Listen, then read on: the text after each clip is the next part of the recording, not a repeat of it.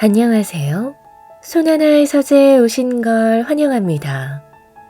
여러분은 성공이 무엇이라고 생각하시나요? 1년 안에 100억을 버는 것? 곁에 있는 사람과 한평생 깊은 사랑을 나누는 것? 아마 사람마다 다 다른 대답이 나올 텐데 내가 바라는 성공이 무엇인지 딱 한마디로 정의하기가 참 어렵기도 합니다. 게다가 그 성공이 정말 내가 바라는 것인지 모르는 사람도 많죠. 가족과의 행복이 성공이라고 말하지만 실제로는 일에 치여 가족과의 시간을 보내지 못하는 사람도 있고 100억을 벌고 싶다고 말하면서 일하기는 싫어하고 놀러 다니는 것만 꿈꾸는 사람도 있습니다. 오늘은 여러분들이 진정 원하는 성공이 무엇이고 거기에 이르는 여정을 도와줄 수 있는 책을 가져왔습니다. 돈 말고 무엇을 갖고 있는가? 이 책의 저자는 변호사로 치열하게 일하면서도 나에게 진짜 필요한 것이 무엇인지 깊은 고민을 했습니다. 그렇게 내놓은 나름의 답을 이 책에 담아냈는데요. 깊이 있는 글에서 우리의 인생을 돌아보게끔 합니다. 특히 감사에 대한 내용이 인상 깊었는데요. 인생은 감사하는 사람이 이기는 게임이라고 말하죠. 이 책으로 여러분이 인생에서 가장 귀한 것을 따르시길 바라며 함께 읽어보겠습니다.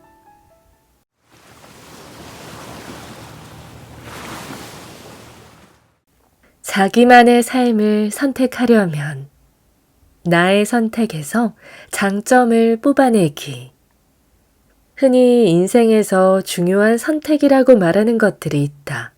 진로, 직장, 결혼, 출산 같은 것들이다. 그런데 이런 선택들을 너무나 정확하게 아주 기막힐 정도로 잘하는 방법이란 존재하지 않는다. 우리가 예언가나 점쟁이가 아닌 이상 어떤 선택을 하기 전에는 그 선택이 정말 최고의 선택일지 알 수 없다. 그저 어렴풋한 짐작으로 스스로 합리적이라 믿는 몇 가지 근거를 가지고 간신히 눈 딱 감고 선택할 수 있을 뿐이다. 사실 우리의 선택들은 선택 당시의 우리에게는 최선이었을 수는 있어도 최고의 선택일 수는 없다. 가령 우리는 결혼할 배우자를 선택할 때도 지구상에 있는 수십억 명의 사람들 중 이 사람이 내게 모든 면에서 최고의 짝인지 판별할 방법은 없다. 그냥 내가 최선이라 믿는 범위 내에서의 사람을 선택해 결혼하게 되는 것이다. 우리의 선택이 어떤 나비 효과를 통해 미래를 이끌어줄지는 신만이 알고 있다. 나 역시 삶에서 하는 여러 선택이 옳은 것인지 최고의 선택인지 확신하지 못했다. 내가 아주 주체적으로 내린 결단이 있었다면 글쓰기와 책쓰기 정도였다. 그 외 거의 모든 선택은 잘 모르는 채로 불명확한 확신으로 모호한 느낌으로 이루어졌다. 그리고 어떤 선택들은 남들이 보기에 명백히 실패한 선택이었다. 나는 대학을 남들보다 늦게 졸업했고 그 이후 일반 대학원에 들어갔다가 나왔으며 남들보다 한참 늦게 변호사 시험에 도전했고 그래서 남들보다 한참 늦게 신입사원이 되었다. 이런 여정만 봐도 누군가는 내 인생이 온갖 착오로 지체되고 꼬여버린 인생이라고 여길지도 모른다. 하지만 정작 나 자신은 후회한 선택이랄 게 거의 없었다. 선택 자체를 굉장히 잘했기 때문이라기보다는 이미 내린 선택 속에서 내가 원하는 삶을 살려고 했기 때문이다. 무슨 선택을 하든 그 선택 속에서 내가 하고 싶은 일을 할 여지를 만들고 내가 원하는 것을 배우고자 했다. 그러다 보니 사회적 커리어에서는 숱한 실패들도 내게는 실패가 아니었다. 직장 선택 또한 마찬가지다. 내가 하기에 따라서 직장 선택은 참으로 좋은 선택이 될 수도 있고 아닐 수도 있다. 내가 선택한 이곳에서만 배울 수 있는 일들, 얻을 수 있는 일들, 경험할 수 있는 것들을 잘 모으고 모아서 내 삶으로 만든다면 나는 이 선택을 후회할 수 없을 것이다. 가령 어떤 직장에서 평생의 친구 한 명만 만들어도 그럴 수 있다. 반면 어느 순간 나의 선택에서 내가 더 이상 배울 것도 없고 고유하게 해낼 것도 없으며 내가 활용할 수 있는 경험이나 자유도 없다면 그것은 이제 새로운 선택을 해야 할 때가 왔음을 알려주는 지표가 되기도 한다. 그렇게 선택해야 하는 상황은 빨리 찾아올 수도 있고 천천히 다가올 수도 있다. 말하자면 모든 선택에는 그 나름의 꿀이 있다. 꽃마다 꿀이 많거나 적을 수 있겠지만 어느 꽃이든 그 고유의 향을 가진 꿀이 있기 마련이다. 인생에서 흔히 말하는 선택들은 그런 꿀들을 찾는 일이고 꿀벌이 되어 꿀을 채취하는 일이다. 그래서 그 꿀들로 나만의 향을 가진 벌꿀통을 만드는 일이다. 그럴 때는 때로 어떤 꽃을 택하느냐보다 그 속에 있는 꿀을 얼마나 잘 채취하느냐가 더 중요하다. 삶은 감사하는 사람이 이기는 게임. 모든 선택에 그 나름의 꿀이 있다면 그 꿀을 얻는 보다 나은 방법이 있을까? 이를테면 꽃에서 꿀을 채취하는 기술 같은 것 말이다. 나비는 호스 형태의 입을 꽃 속으로 깊숙이 넣어 꿀을 빨아먹는 반면 꿀벌은 대롱같이 긴 촉수로 꿀을 찾아내 입으로 닦아내듯 꿀을 먹는다. 우리가 선택에서 꿀을 찾고자 한다면 감사함이라는 태도가 꽤 의미 있는 기술이 될 수 있다. 삶은 결국 감사하는 사람이 이기는 게임과 같다. 객관적으로 보면 삶에는 더 감사할 만한 삶과 덜 감사할 만한 삶이 있을지도 모른다. 마찬가지로 더 감사할 만한 선택과 그렇지 않은 선택도 있을 수 있다. 그러나 지극히 주관적인 단위에서 보면 누구든 자기 삶에 감사하는 사람이 결국 이기게 된다. 인간은 어떤 선택을 하든 결핍과 고통, 불만을 느낄 수밖에 없는데 감사가 그것을 상쇄하기 때문이다. 지난 1년간 같은 직장에 매일 함께 출퇴근한 사람이 있다고 할 때, 한 사람은 매일 불평, 불만만을 느끼며 살았고, 다른 한 사람은 그래도 이런 직장이 있음에 감사하며 살았다고 해보자. 다른 조건들이 유사하다면 전자의 사람은 불행한 시간들을 쌓았고, 후자의 사람은 감사하며 만족스러운 시간들을 쌓게 된다. 물론 때로는 불평, 즉 결핍과 갈구가 우리를 더 나은 곳으로 인도할 수 있다. 결핍을 모르는 사람은 안주하기만 하고 더 나은 곳으로 나아가기 어려울 수 있다. 그러나 체념하여 안주하는 것이 아니라 혹은 소극적으로 지금 상태에 웅크려 있는 것이 아니라 적극적으로 감사하는 사람의 마음은 단순한 안주 상태와 다르다. 그에게는 오히려 결핍에만 집중하는 경우보다 더 나은 삶으로의 더 큰 가능성이 열린다. 왜냐하면 현재에 감사하겠다는 것이 더 나은 삶에는 불평하겠다는 뜻은 아니기 때문이다. 오히려 자기 삶의 결핍을 인정하면서도 그런 결핍을 끌어안고 적극적으로 감사하는 사람이야말로 그러한 결핍을 개선할 가능성이 더 높아질 수 있다. 왜냐하면 그는 결핍을 모르는 게 아니라 결핍에도 불구하고 감사하는 것이기 때문이다. 다시 말해 그는 결핍과 맞서 싸우는 법을 알고 매일같이 결핍을 조금씩 극복하는 힘을 기르고 있는 것이다. 따라서 감사하는 사람은 지금에 존재하는 결핍 못지않게 다른 무엇에 감사할 줄 알고 그렇기에 무엇이 가치 있는 줄 알며 무엇을 배우고 있는지 안다. 그렇게 자기 안에 어떤 긍정적인 점들, 일종의 장점들이 쌓이고 있는지 안다. 더 나은 삶으로 가는 일이 언제나 현재에서의 배움과 직결되어 있다는 사실을 생각해 보면 감사하는 사람이야말로 가장 많은 걸 배우고 더 나은 삶으로 갈 가능성이 높은 사람이다. 그러나 불만과 불평, 통탄과 푸념밖에 모르는 사람은 무엇이 소중하고 가치 있는지, 정작 자기 안에는 무엇이 있는지도 모를 가능성이 높다. 자기가 있는 곳들에서는 아무것도 배울 게 없다는 태도야말로 그를 아무것도 배우지 못하게 만든다. 결핍의 극복은 사실 결핍에만 집중하는 것보다 결핍 대신 내가 가진 것에 집중하며 결핍을 이겨내고자 하는 태도에서 비롯된다. 넓은 관점에서 봐도 사람들은 당연히 감사할 줄 아는 사람에게 이끌리고 무언가를 가르치고 주고 싶어 한다. 왜냐하면 나의 수고를 그 사람이 알아주고 간직하고 기억해 줄 것을 믿기 때문이다. 배우지 못하고 감사할 줄 모르는 사람에게 다가가 무언가를 줄 사람은 없다. 결국 감사를 잊지 않은 사람에게는 더 나은 삶으로 갈 가능성들이 열린다.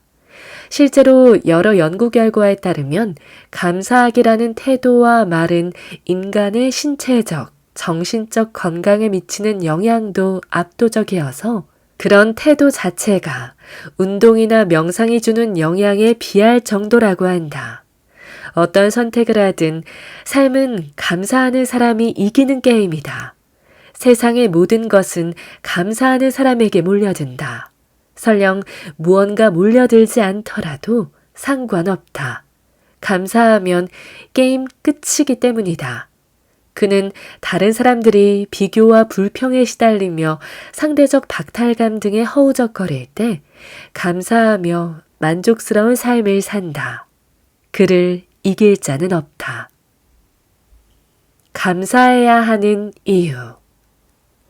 삶의 중요한 태도인 감사하기에 대해 더 깊이 이야기해보고자 한다. 어떤 선택을 하든 그리하여 삶이 어떤 높고 낮은 파도를 지나든 감사하는 태도야말로 우리 삶을 안정적으로 지켜주기 때문이다. 인생의 모든 것에는 고점과 저점이 있기 마련이다. 외모, 건강, 능력, 감수성, 정서, 돈, 명성, 권력 등 영원한 것은 없다. 물들어올 때 노저어라 라는 속담도 이런 인생의 유동성, 일시성이라는 진실로부터 나온 말일 것이다. 우리가 무엇을 가졌든 그것을 잃을 때가 오고 우리에게 아무것도 없더라도 그 무언가를 얻을 때도 온다. 그렇기에 만약 지금의 삶이 만족스럽다면 그 가운데 내가 무엇을 잃을 것인지, 무엇이 있음에 감사해야 할지를 잘 알아둘 필요가 있다. 가령 내가 건강을 가지고 있다면 이 건강을 마냥 소진시키면서 밤마다 치킨과 술을 먹고 담배를 피우기보다는 이 일시적인 건강성으로 정확히 무엇을 누릴지 깨달아야 한다. 국토대장정을 하든 더 장기적인 건강관리를 하든 조금 더 다양한 일과 취미를 감당해 볼 수도 있다. 만약 지금이 내 외모가 가장 빛나는 시기라면 역시 그 외모를 더 사랑할 필요도 있다. 사진을 많이 찍든 모델에 도전해보든 하다못해 면접에도 유리할 수 있으므로 다양한 곳에 면접을 봐보든 매력적인 이성을 사귀어보든 외모가 절정일 때 더 누릴 수 있는 것들이 있다. 이것을 아까워할 줄 알아야 한다.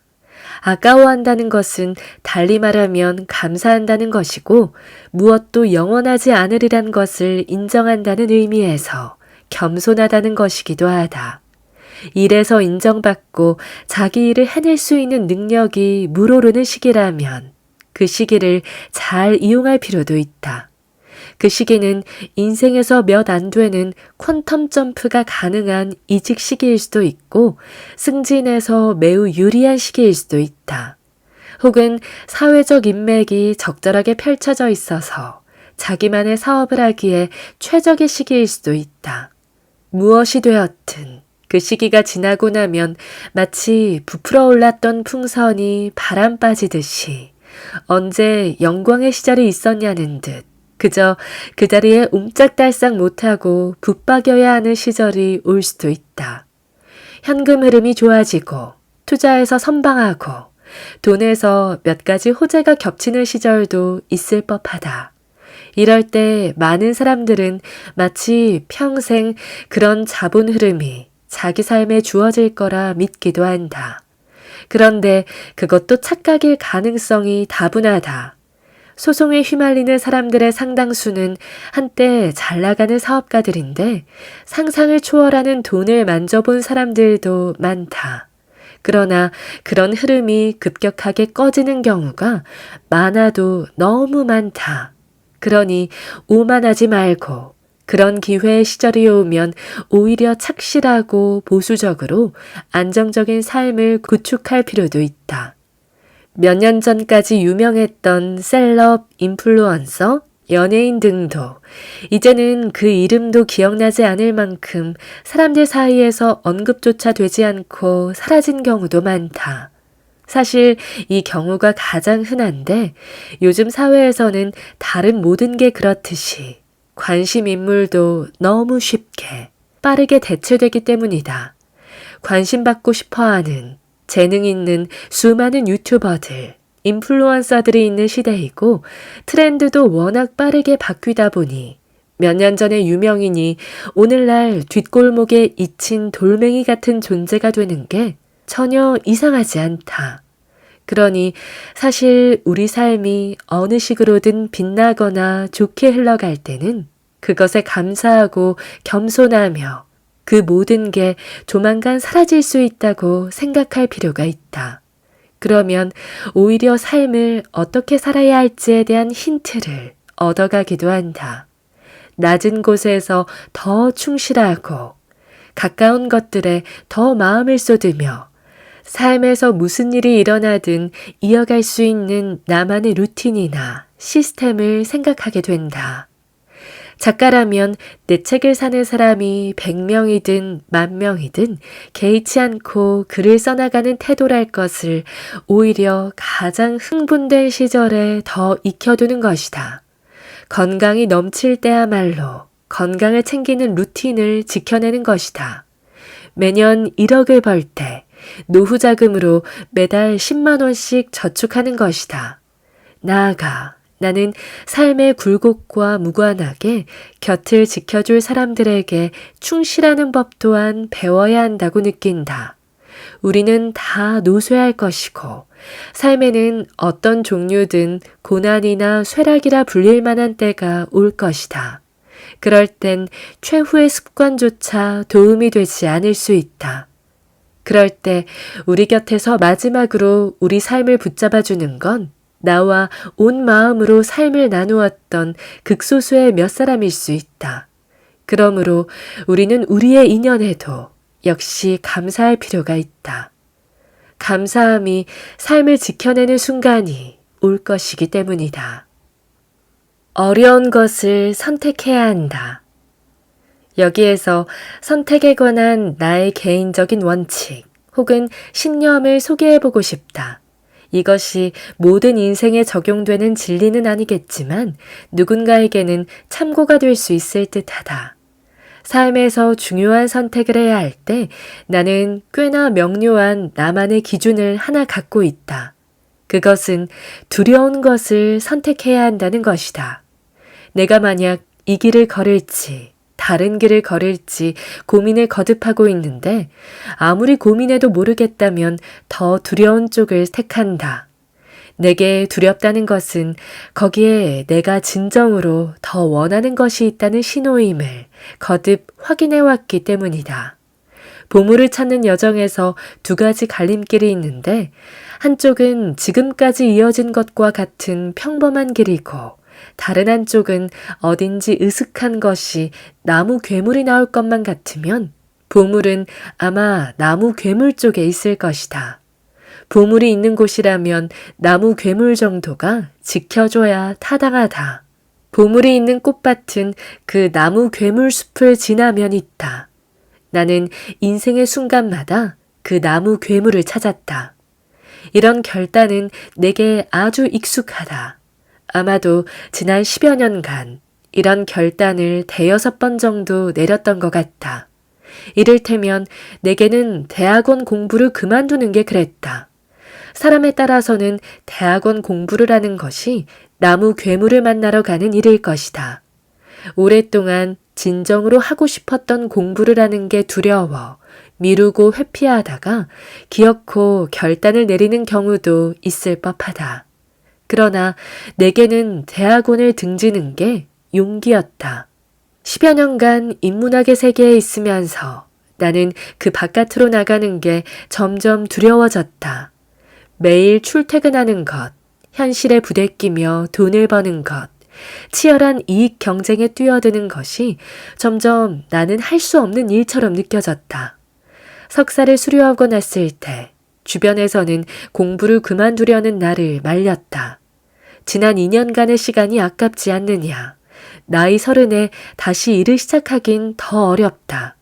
학위라도 받는 게 좋다. 그런 말들을 들었다.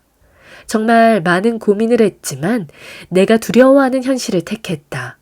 10년 만에 학교 밖으로, 인문학의 성전 밖으로 나갔다. 변호사가 되고 처음 공공기관에 입사한 이후 소송 업무에 뛰어들고자 했을 때도 두려움을 느꼈다.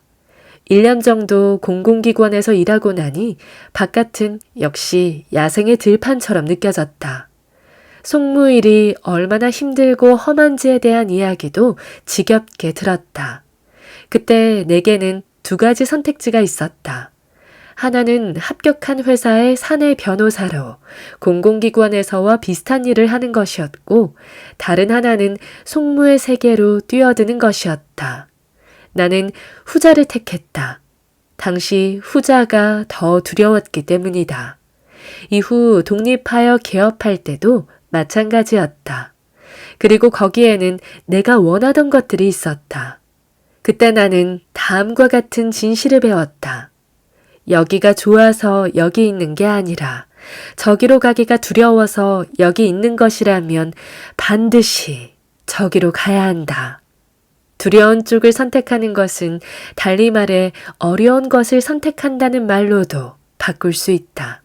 이 원칙을 배운 건 시인 릴케의 젊은 시인에게 보내는 편지를 읽으면서였다. 릴케는 이 서한집에서 우리가 어려운 쪽을 향해야 한다는 삶의 대원칙을 분명히 한다. 그러나 우리가 어려운 것을 향해야 한다는 사실은 분명합니다. 살아있는 모든 것은 어려운 것을 향합니다. 20대 중후반부터 내 인생에 중요한 선택들이 있을 때마다 나는 거의 예외 없이 이 원칙을 떠올렸다. 지금도 삶의 중대한 선택 앞에 설 때면 늘 이 구절을 떠올린다. 삶은 내가 느낄 때 어렵고 두려운 쪽으로 가야 한다고 생각한다. 삶에서 어떤 일이 어려워 보인다는 건 그 일을 하지 말아야 할 기준으로는 적합하지 않다. 무엇보다 어떤 일이 어렵다는 게 그 일이 가치 없다는 뜻이 될 수는 없기 때문이다. 오히려 삶에서 가치 있는 일일수록 어려울 가능성이 높다. 특히 쉬운 일은 그냥 쉬운 것일 뿐 가치 있는 일이라는 한 톨의 증거도 되지 못한다. 이를테면 30대에 접어들어 시작했던 일들은 상당수가 내 인생에서 제일 어려운 일들이었다. 생전 처음 해보는 법 공부가 그랬고, 가정을 꾸리고 책임지는 일도 그랬다. 처음 직장을 다니는 일이나 글쓰기 수업을 이끄는 일, 뉴스레터를 만들어 정착시키는 일, 변호사 개업을 하는 일 등 어느 하나 쉬운 건 없었다. 그러나 그 모든 일은 어려웠기 때문에 그만큼 가치 있었다. 반대로 말하면 가치 있는 일은 어느 정도 어려움을 품고 있다. 어려움을 끊임없이 회피하면서 쉬운 쪽으로 가려고 하면 삶은 정체되는 쪽으로 들어설 가능성이 높다. 마치 운동이라는 게 어려워서 집에 누워만 있다 보면 건강을 해치는 것과 같다. 그러나 어려움을 딛고 어떻게든 한 발자국 나아가면 그것은 삶을 만든다. 그러니까 삶을 만드는 재료가 있다면 그것은 어려움이라는 재료다. 어려운 걸음을 옮길 때마다 삶은 만들어진다. 바위에 분필로 쉽게 그린 그림은 금방 사라지지만 바위에 조각칼로 새긴 흔적은 세월이 흘러도 사라지지 않는다. 삶이란 바로 그렇게 만드는 것이다. 릴케의 말 맞다나 어려운 쪽으로 집요하게 향하다 보면 나의 삶이란 걸 만들어가게 된다. 그래서 나는 삶이 묘하게 정체되어 있다고 느낄 때면 내가 쉽게 가려고 하는 쪽이 무엇인지, 반대로 어려울까봐 무의식적으로 꺼리고 있는 게 무엇인지 생각한다. 특히 어려운 것은 단순히 힘든 것과는 구별된다. 매일 지옥철을 타고 출퇴근하는 건 확실히 심신이 지치고 힘든 일이지만 어려운 일과는 다르다. 매일 관성에 젖는 것도 힘든 일에 포함된다. 오히려 어려운 쪽으로 나아가기 싫어서 쉬운 것에 머무르다 보면 삶은 장기적으로 더 힘들어질 수도 있다. 운동하기 싫어서 누워만 있다 보면 몸이 더 힘들어지고 만성 피로에 파묻히듯이 말이다. 어려운 것은 단순히 힘든 게 아니라 두려운 것, 낯선 것, 내가 발 디뎌보지 않아서 마냥 불안과 공포에 떨며 꺼리는 것이다. 그렇지만 그 어려운 길에 가치가 있고 바로 그 가치를 쫓아 그 길을 가야 한다. 이 가치는 그 길에 들어서 보지 않으면 대개는 제대로 짐작조차 할 수 없는 것이다. 그렇게 나는 오늘도 내가 나도 모르게 꺼리는 어려운 길이 무엇인지 곰곰이 생각해 본다. 그게 무엇이든 어려운 쪽으로 가야 한다. 거기에 삶이, 가치가, 의미가 있다. 내가 선택한 욕망을 선택하기. 선택에 관하여 마지막으로 생각해 볼 만한 것은 욕망의 문제다. 인간의 삶에는 묘하게 상식이나 물리법칙에 어긋나는 측면이 있다. 무엇이든 갈망하고 원하고 하게 될수록 그것은 채워져서 더 이상 하지 않게 되는 것이 아니라 하면 할수록 더하게 된다는 점이다. 반대로 무언가를 하지 않고 원하지 않고 놓아둘수록 그에 대한 결핍을 느껴 더 원하게 되기보다는 하지 않을수록 더 하지 않게 된다. 채울수록 더 채우고 싶어지고 채우지 않다 보면 금방 그 구멍은 막혀버려 더 채울 필요가 없게 된다. 이런 욕망의 구조는 좋은 것과 나쁜 것을 가리지 않는다. 좋은 것도 계속 하다 보면 더 하고 싶기 마련이고 나쁜 것도 계속 하다 보면 더 하고 싶어진다. 반대로 좋은 것도 하지 않다 보면 좋은 것을 행할 에너지가 솟아나는 샘물이 막히고 좋은 것을 채워넣을 수 있는 구멍이 막혀버린다. 또한 나쁜 것도 하지 않다 보면 그 나쁜 것을 향하는 집착이나 중독이 사라져버리고 나쁜 것이 쏟아져 들어오는 길에는 댐이 들어선다. 대개 사랑을 삶 속에 채워넣고 있고 사랑으로 안정감을 느끼는 사람은 더 사랑하고 싶어 하거나 그 사랑을 넓히고 싶어 한다. 그러나 더 이상 무엇도 그리 사랑하지 않는 사람은 다른 무엇도 사랑할 의욕을 잃어버린다. 매일 밖으로 나서고 산책을 하고 운동을 하는 사람은 오늘도 나서서 바깥 공기를 마시려 하지만 한번 나가지 않기 시작하면 나가는 일 자체에 대한 부담이 쌓이고 외출 자체를 점점 기피하게 된다. 맛있는 걸 찾아 먹기 좋아하는 사람은 맛있는 걸 먹었으므로 당분간 안 먹어도 좋다고 느끼기보다는 매일 더 다양하고 맛있는 것들을 찾아 먹고 싶어진다.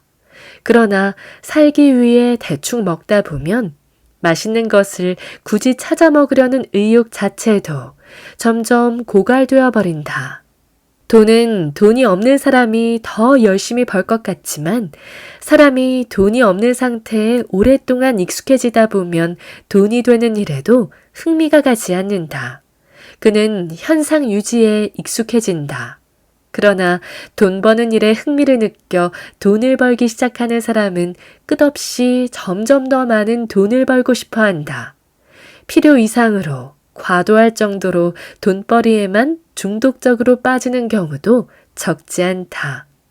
결국 삶에서는 욕망을 적절히 배분해야 할 필요가 있는 셈이다. 그렇기에 욕망과 관련하여 관건은 스스로를 어떤 욕망의 메커니즘 속으로 집어넣을 것이냐는 데 있다. 일단 그 메커니즘 속에 자기 자신을 집어넣고 나면 그 다음에는 욕망이 알아서 나를 끌고 가며 일을 한다. 사랑하는 사람을 만나면 사랑하는 사람이 이끌어주는 욕망의 끈이 있다. 취미 동호회에 나를 넣어두면 그 속에서의 욕망들이 나를 당겨준다. 일자리에 나를 집어넣고 돈이 입금되기 시작하면 나는 계속 돈을 벌게 된다. 결국에는 그렇게 자기 자신을 몇 가지 욕망에 어떻게 적절히 배치해 놓느냐에 따라 삶은 알아서 분화하기 마련이다. 무언가를 선택할 것인가 말 것인가의 문제는 그것을 욕망할 것인가 말 것인가의 문제다. 즉, 무언가를 선택한다는 것은 욕망을 선택하고 배치하여 이제 그로부터 시작되는 욕망의 연쇄 작용을 받아들이겠다는 결심과 같다. 나라는 인간을 어디에 어떻게 던져놓으면 좋을지를 고민하는 것. 그리하여 나를 내 삶이었으면 싶은 방식으로 배치하는 게임이 삶이기도 할 셈이다. 그렇게 스스로 원하는 것과 원하지 않는 것을 구별하여 배치할 수만 있다면 나머지는 삶이 알아서 한다. 우리의 역할이란 삶이 그렇게 알아서 할 수 있게끔 나를 어느 문 앞까지, 어느 물가 앞까지 데려다 놓는 일이다. 삶에서 중요한 선택들을 우리가 완벽하게 해내는 방법은 없다. 실제로 신이 아닌 한 어떤 선택이 가장 좋은 선택인지 알 방법도 없다. 설령 우리가 최고의 직장과 최고의 짝을 선택했다고 믿는다 할지라도 신의 입장에서 보면 연봉 2배에 워라밸도 더 좋고 더 멋진 짝이 다음 골목에서 기다리고 있었을 수도 있다. 그러므로 중요한 건 가능한 한 최선의 선택을 하되 선택 이후에는 그 선택 안에서 최선의 삶을 살고자 애쓰는 일이다. 나는 가능한 한 내가 두려워하거나 어려워하는 쪽으로 점진적으로 나아가면서 나의 영역을 넓히고 그 이후 펼쳐질 새로운 대지에 들어서는 게 우리가 보다 생생하게 성장하며 나아가는 길이라 믿는다. 나아가 그 안에서 끊임없이 내가 선택한 욕망을 욕망하면서 샘물이 마르지 않게 삶을 생성의 차원으로 끌어올릴 필요가 있다. 그렇게 나아가다 보면 어느덧 내가 해왔던 모든 선택을 그 자체로 긍정할 수 있는 순간을 만날 수 있을지도 모른다. 돈 말고 무엇을 갖고 있는가? 이번에는 나의 관점으로 삶을 이끄는 데 큰 영향을 미치는 돈에 관해 이야기해보자. 인생에서 돈의 중요성을 부정할 사람은 없을 듯하다. 자본주의 사회에서 돈이란 매우 중요한 것이어서 그 중요성을 쉽게 간과할 수는 없다. 그러나 동시에 나는 삶에서 돈으로 살 수 없는 것들을 쌓아갈 필요도 있다고 생각한다. 살아가다 보면 자연스레 돈이 최우선이 되고 돈의 중요성에 사로잡히곤 하지만 그럴 때일수록 내가 돈 말고 무엇을 갖고 있는지 고민할 필요가 있다. 여러 이유가 있을 수 있겠지만 무엇보다 돈에만 치중한 삶은 너무 취약하기 때문이다. 돈을 버는 데만 온 힘을 기울이고 인생의 대부분을 쓰고 있는 와중에 누군가가 코인 투자로 수억을 벌었다는 이야기를 들었다고 해보자. 아마 당장 자신이 돈을 벌기 위해 쓴 그 수많은 노력이 한순간 부정당하는 느낌을 지우기 힘들 것이다. 무엇보다 어느 세월이 오직 돈을 위한 시간들로만 채워져 있다면 그 시절 전체가 허무하게 느껴질 수도 있다. 누군가는 저렇게 쉽게 얻는 돈을 얻기 위해 나는 하나뿐인 인생을 다 바쳤다는 느낌. 그 느낌이 가져다 줄 절망과 허무함을 견디기 쉽지 않을 것이다. 나아가 당장에 버는 얼마의 돈이 나중에는 하찮게 느껴질 가능성도 있다. 가령 20대에 최저시급을 받으면서 열심히 1,000만 원을 모았다고 해보자. 그런데 이후에는 시간당 더 많은 돈을 벌게 되면 조금 더 젊은 시절에 돈은 적당히 벌고 다양한 경험들을 해볼 걸 하고 후회할 수도 있다. 흔히 이런 논리는 눈앞의 돈에 급급하기보다는 시간당 더 큰 돈을 벌 수 있는 자격증을 따거나 능력을 기르는데 청춘을 써야 한다는 결론으로 이어지기도 한다. 사람마다 상황이나 입장이 다르긴 하겠지만 완전히 틀린 얘기는 아닌 셈이다. 결론은 아무리 돈이 최고인 시대라고 하더라도 돈만 좇는 게 항상 능사는 아니고 정답은 아닐 수 있다는 것이다. 가령 내가 돈을 벌면서도 거기에만 목매지 않고 다른 것, 특히 돈으로 곧바로 살 수 없고 오로지 나의 고유한 시간을 써야만 얻을 수 있는 걸 지녔다고 생각해보자. 이를테면 사랑하는 사람과 절절하게 보낸 시간은 돈으로 환산할 수 없고 돈과 바꿀 수 없다. 많은 시간을 들여 쌓은 자기만의 기술, 취향, 능력 같은 것도 근본적으로 돈으로 맞바꿀 수 없다. 한 분야의 장인이 되기 위해서는 정직하고도 고유한 시간이 필요하다. 돈을 많이 들이면 무엇이든 더 효율적으로 얻을 수 있다곤 하지만 기껏해야 스펙 위조나 가능한 영역도 적지 않다. 결국 우리는 인생 앞에서 나의 시간으로 무엇을 만들 것인지 선택하게 되는데 적어도 그중 일부는 돈으로 살 수 없고 대체 불가능하며 나의 시간으로만 고유해지는 무엇을 가질 필요가 있다. 즉, 우리는 나의 시간을 써서 돈이 아닌 무엇을 쌓아왔는지 또 쌓을 것인지를 고민해야 한다. 그 무언가가 오히려 더 큰 돈을 벌어줄 수도 있다. 그러나 돈에만 목을 매게 되면 말 그대로 돈 말고는 아무것도 남지 않는 삶이 되는 셈이고 돈마저 없어지면 삶을 증명할 수 있는 게 아무것도 없게 된다. 그러나 내가 시간으로 쌓은 어떤 기술이나 취향, 능력, 태도, 지식 등은 돈이 없어져도 남는다. 그것들은 내가 길바닥에서 다시 시작할 수 있는 힘이 되며 삶의 근본이자 자존감의 바탕이 된다. 그래서 돈이 아닌 다른 것도 쌓아온 사람은 이렇게 말할 수 있다. 나에게는 그들의 삶과 결코 바꾸고 싶지 않은 그 무언가가 있다. 내가 온 마음을 다하여 얻은 진실의 시간들이 있고 그것은 그 무엇 앞에서도 강하고 공고하다. 나는 내 마음이 담긴 시간들로 강해진다. 타인의 욕망에 먹이가 되지 않으려면 살아가다 보면 하고자 했던 크고 작은 일들이 실패하고 사람들이 뒤통수를 치거나 배신을 하며 개인적인 신변에도 어려움이 누적된다고 느끼는 때가 있다. 때때로 세상 전체가 나를 막아서고 삶에서 일어나는 모든 일들이 장애물처럼 보일 때가 있다. 그럴 때 그 모든 것들을 짓밟고 올라서서 기어코 가고자 했던 길로 나아가는 마음의 굳건함이란 참으로 아름답고 존경스럽기도 하다. 귀멸의 칼날이라는 큰 인기를 끈 만화가 있다. 이 만화에는 인간을 잡아먹는 괴물인 혈귀가 나온다. 이를 베는 것은 타협할 수 없는 온몸이 만신창이가 되어도 인류를 위해 반드시 해야 하는 사냥꾼의 절대적인 임무다. 아무리 칼로 베고 또 베어도 팔을 재생시키고 변신하며 죽지 않는 혈귀를 기어코 베고 또 베면서 온몸이 불타고 피투성이가 되어도 결국 혈귀를 죽이고야마는 혈귀 사냥꾼의 마음이 삶에서도 때로는 꼭 필요하다.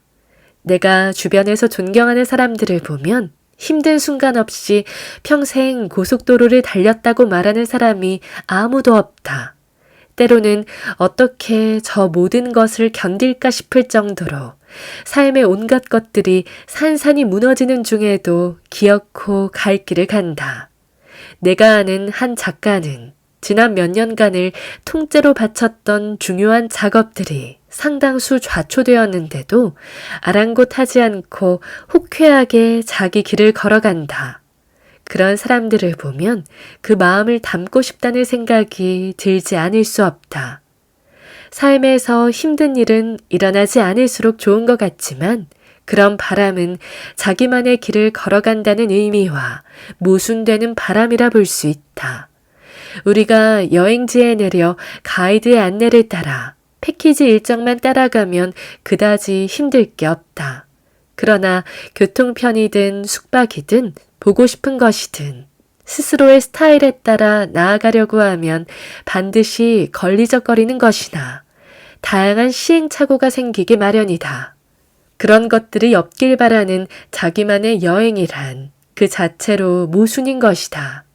세상에는 수많은 욕망이 있고 그런 타인들의 욕망은 나의 욕망과 계속 충돌하기 마련이다. 그럴 때 스스로 중심을 잡고 자기만의 관점을 가지고 나아가지 못하면 타인들의 욕망의 먹이가 된다.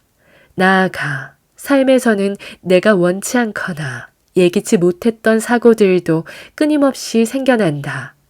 왜냐하면 이 세계란 나 혼자만이 주인공인 가상의 세계가 아니기 때문이다. 그 과정에서 무수히 부수적인 감정들도 탄생한다. 그런데 내 마음이 현실과 충돌하며 부정당한다는 이유로 지나치게 좌절해버리면 이 세상에서 살아나갈 방법이 없다.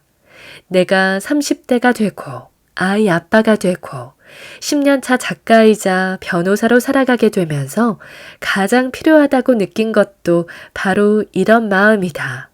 상대방 변호사나 검사가 뭐라 하든 나는 나의 의뢰인을 위하여 갈 길을 가야 한다. 어떤 유혹이나 배신이 있든 나는 내 길을 가야 한다. 삶에 어떤 문제가 일어나 나를 두렵거나 불안하게 만들든 나는 내 길을 가야 한다. 누군가가 무슨 터무니없는 이유로 나를 욕하고 뒤에서 회방을 놓든 나는 내 글을 쓰며 내 길을 가야 한다. 팔 하나와 눈 하나를 잃어도 혈귀의 목은 베어야 한다. 그렇게 내 삶을 살고 내가 사랑하는 사람들을 지키고 내가 의미 있다고 믿는 삶을 실현해야 한다. 그것이 곧 나의 관점으로 삶을 이끄는 길이다.